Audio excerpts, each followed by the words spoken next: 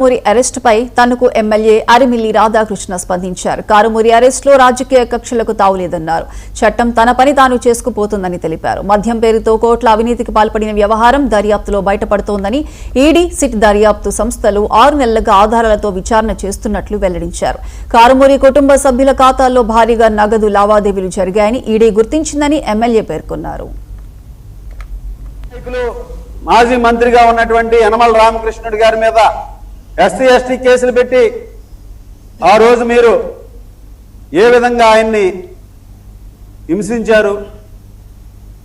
మరీ విడ్డూరంగా మరొక బీసీ నాయకులు ఈరోజు స్పీకర్గా ఉన్నటువంటి అయ్యన్న పాత్రుడి గారి ఇల్లునై ఏ విధంగా కూలగొట్టారో చూసాం.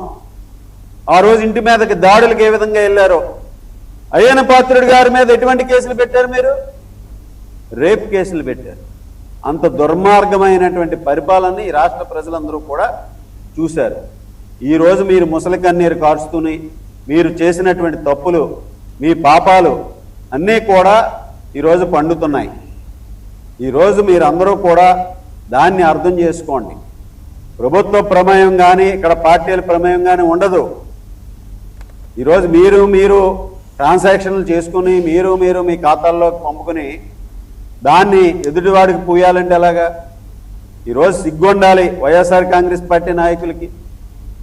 సీనియర్ నాయకులు మాజీ మంత్రిగా ఉన్నటువంటి యనమల రామకృష్ణుడి గారి మీద ఎస్సీ ఎస్టీ కేసులు పెట్టి ఆ రోజు మీరు ఏ విధంగా ఆయన్ని